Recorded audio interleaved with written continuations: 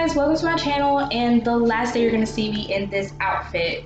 So I literally recorded 3 videos in one day and I'm wearing the same outfit that I've worn in previous videos.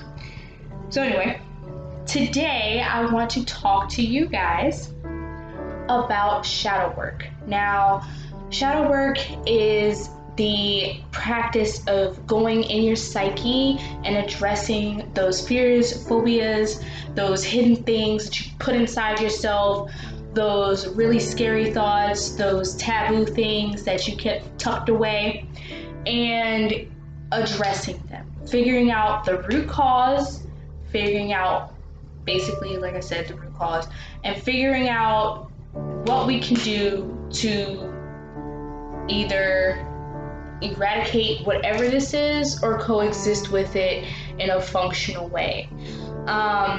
So there are many ways to go about this. A lot of people go to therapists, and therapy is a good way to get that shadow work done. You know, of course, outside work is always good. In addition to the therapy, cognitive behavioral therapy is good. For the more spiritually inclined, a lot of us, you know, we sit in meditation and literally just reflect on these things, and sometimes they can jump out at us whether we want them to or not, and that's a really good time to address it too, like when it happens. A little vulnerability here. Recently I've had my own journey with that, where I had to do some shadow work, and there was a lot from my past that I had to address that I thought I was getting over and I was healed from, but it turns out that's not the case. So there were a lot of things. I was in the Navy, first off. I was in the Navy, and there were a lot of things that happened during my time in the Navy that really negatively impacted the woman I would become shortly after, and the type of woman that I'm learning to deal with and face now. I'm going to be honest with you. There are a lot of behaviors and things that I see that developed because I was in the Navy that I honestly, I needed, but it wasn't really an easy process. I'm just gonna be honest. It wasn't easy. So, pretty recently, I had to look inside and realize how many things were impacted. For example, I realized that I was avoiding going to the gym because I have so many memories at the gym, and that's where I spent a lot of my time in the Navy. But by going to the gym, I would associate it with the Navy and then connect it to some other things that happened while I was in the Navy that weren't so productive or positive as the gym. So, you know, a few days ago, after realizing that's what was going on, I decided I'm going to go to the gym and I'm going to face those thoughts and I'm going to deal with them and figure out how we can move forward from this. You know, people call it an ego death. That's what people call it. They call it an ego death. That's another name for it you may have heard, where you kill your ego. I personally don't believe in killing your ego because to me, I don't think you can actually kill your ego. The most you can do is come to an understanding with your ego, which is basically your sense of self and, you know, those fears and things like that, like those really basic things. And that's located, by the way, a little science fact for you. The ego, technically, it's not even technically, it's located in your amygdala, and your amygdala is in charge of basically, like I said, your fears, your doubts, those silly thoughts that come in your head that really honestly don't make any sense at all. Like those deep, dark things, those things are located in your amygdala. So your amygdala is a body part like anything else. You can work it out, but you can't really get rid of it.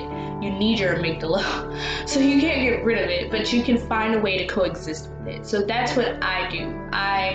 You want to treat your ego like a child. Your ego is basically a child. Not you. I'm not going to tell you what you want to do, but I treat my ego like a child. So if I see something coming up, I'm not going to ignore it because it's just going to make it worse. I'm going to address it. And I'm going to, excuse me, it's like 11:48 p.m. here. I'm going to address it, and I'm going to basically tell myself I understand, but this is what it is. This is the reality of the thing. And by doing that, I've recognized my ego. I've recognized my own thoughts, and I'm not diminishing my thoughts or my feelings, whether they be valid to my like logical mind or not. I'm not ignoring them. It's like I said, it's like a child. Like, I don't want to ignore my child no matter how silly I think whatever he's talking about is. I don't want to do that.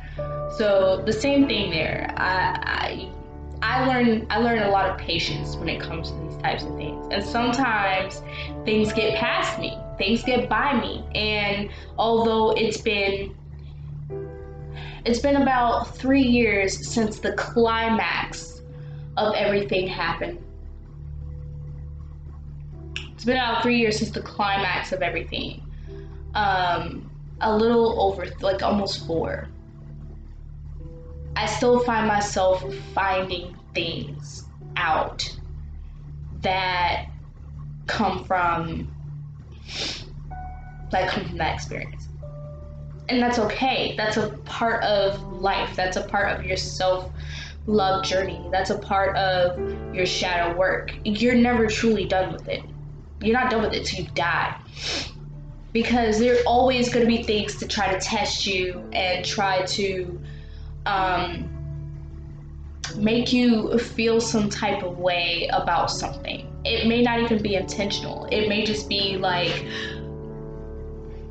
something you saw on TV that negatively impacted you, or somebody said something accidentally that hurt your feelings. It could be a number of things. There's always reasons why you have to continue to do the work and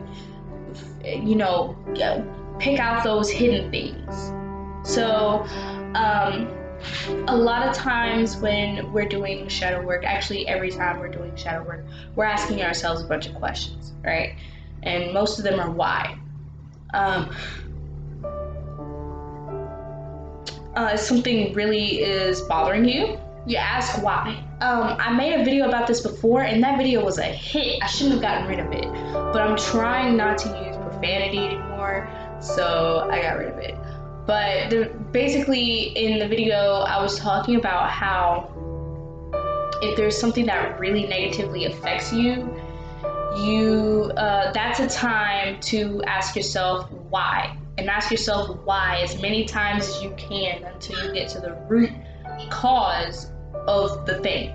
So, or if there's like a personality trait that you're like, I don't know if this is productive or not, I don't think this is good. Like, it's good to ask yourself why repeatedly until you hit that point of resistance, and then go past that point. And what you're going to realize is you're going to get to the solution and you're going to start crying. And that cathartic moment is what's totally needed in order to move forward and address other underlying issues with ease, because you've started the process. You know how to do it now. You can take care of it now. So that's a good way to do it. Asking yourself questions, asking yourself why. Why am I like this? Why do I do this?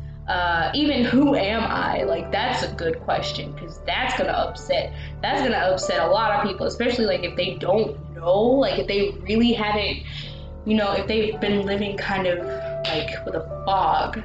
If they've been living in a fog for all this time, like that question will really get you.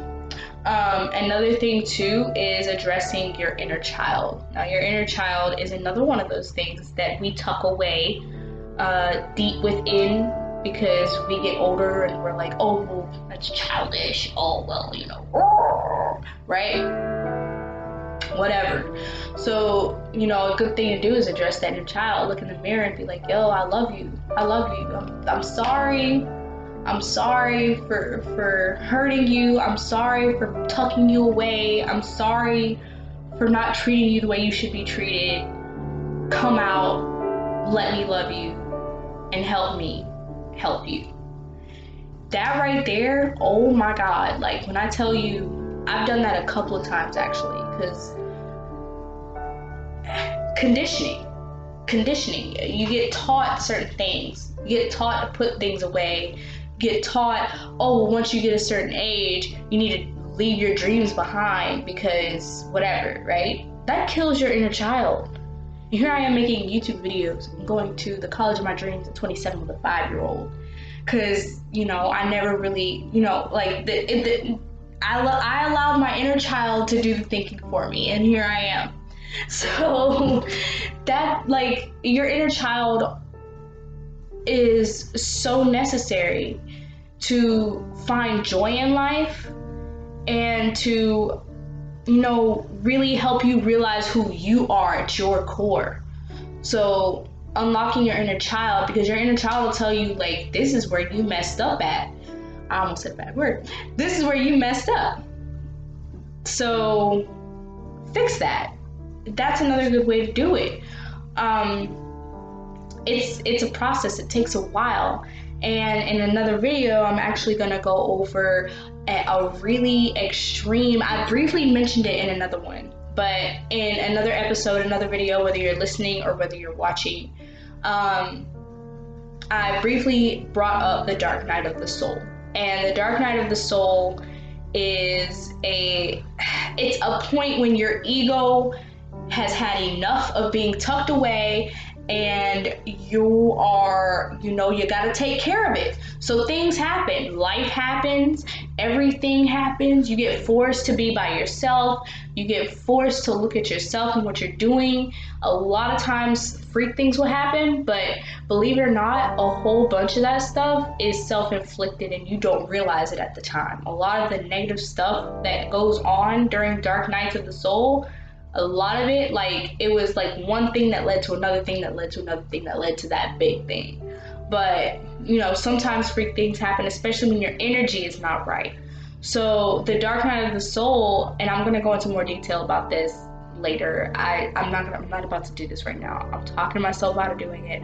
But the dark night of the soul is, like I said, is basically where your ego's like, okay, I've had enough.